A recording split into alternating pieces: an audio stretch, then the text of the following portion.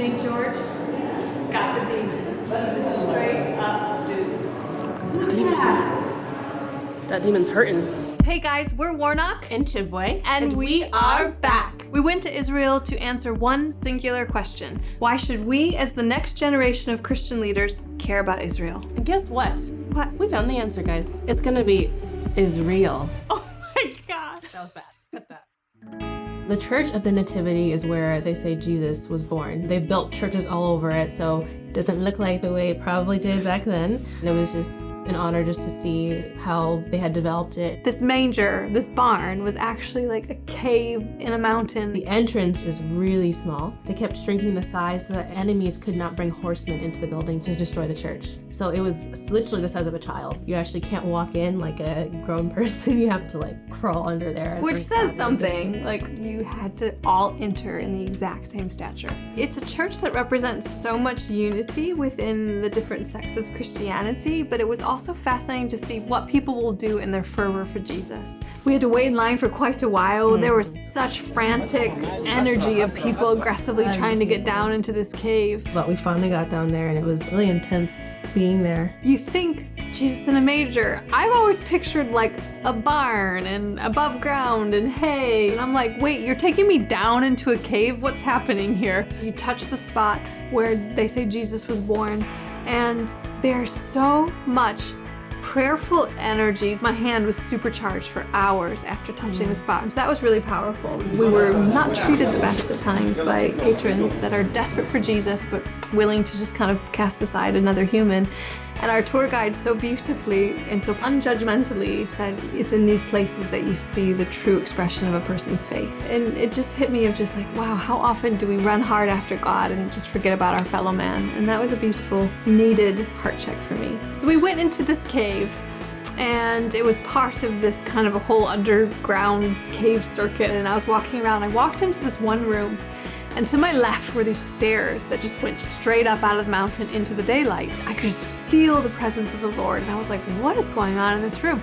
Walked back out, asked our tour guide, and he goes, oh, St. Jerome went up and down the stairs for 40 years, translating the Bible. He goes, so basically you can thank him for you being able to read the Bible today. Next to the cave of where Jesus was born, there's a cave of innocent children. All of the children that King Herod had murdered, they were all buried in this cave.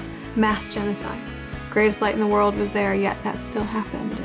To see the place where birth and then death took place, occupying that same ground. That became very real. Yeah. Very real. Yeah.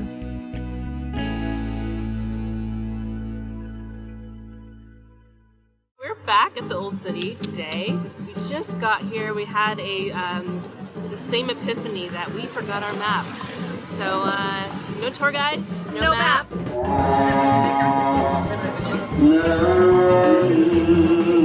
Oh my gosh. There were hundreds of people that had poured into this one street. It was a human traffic jam where people couldn't get through the city. To the point where I recall 2 individuals needed to take brooms and create a natural lane. LA traffic does not have anything on human being traffic. That was unlike anything I've ever seen. The Via Dolorosa, otherwise known as the Stations of the Cross, is described as the 14 points in which Jesus was first tortured through actually being placed in his tomb. And they've marked each station in which a certain act happened. Subconsciously, I didn't know why I kept doing this, but I kept like trying to put it off, and I kept, Chanshi, do you think we really have time? And as we finally were walking there to go there, and suddenly it dawned on me, I was like, this is where Jesus was condemned. This is where he was tortured. Oh, this is where his mother hugged him for the last time. I'm like, rip my heart out. I don't want anything to do with it. And then I was, I just felt Jesus gently just being like, hey, you've got to walk this with me. You've got to understand the price that I paid. Yeah. So I did it. And it hurt. It was painful. We are at the first station of the Via Dolorosa. This is where Jesus was tried and convicted by Pontius Pilate. It's the Roman garrison, and it's crazy to just imagine just a ruthless mob wanting him killed. Yeah. I know we both had sort of time to reflect on our thoughts and feelings. We actually left and then came back because we just weren't done reflecting and processing the ground we were standing on. I'm just like trying to imagine Jesus with a crowd surrounding him, like hungry for his death.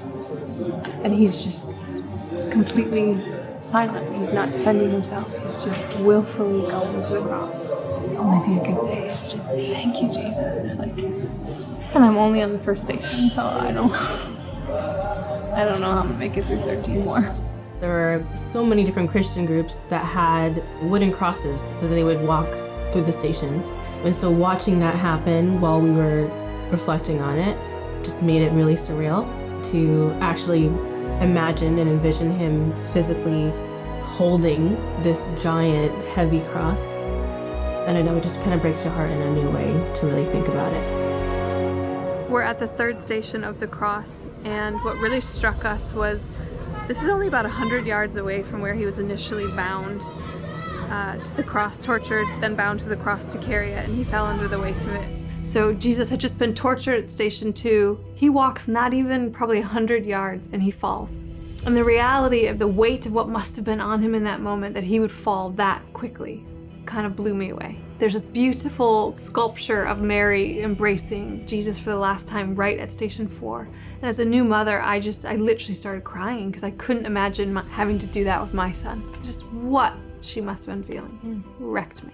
So the station 5 where Simon helps Jesus carry the cross, he actually stumbles, and there's a spot on the wall in which they say Jesus' hand actually touched it. And so many people have touched the same spot that there's now an indent.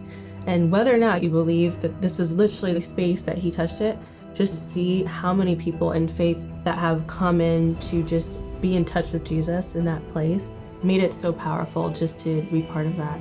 So then we make our way through the next couple of stations, and Jesus just interacting with women, his face is being wiped, he stumbles again. And then we find ourselves at a stunning church. You go up these stairs and they say that on top is where they cast lots for Jesus' clothes, as they stripped him naked and they nailed him to a cross in the next station. And that was sobering. For in total, the time it took us to actually visit all the stations was roughly 2 hours. We did spend time reflecting at a few of the stations, so we weren't racing through them. It's a very small area to go through. We really, really recommend that you take your time to go. It's worth it. I think it will definitely mark you. It's not uplifting and joyful, but that's the whole point. It was a dark day that won us victory, and I think we need to do our part and understand the blood that was spilt that day. We need to understand what it actually entailed.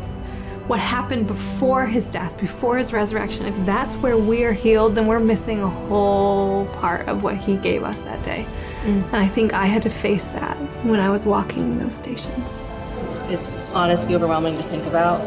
It's like he knows your name, he knows your face, he knows your heart, he loves you, and he loves me, and he did this for me, and that's really like kind of shaking me up right now. So I'm just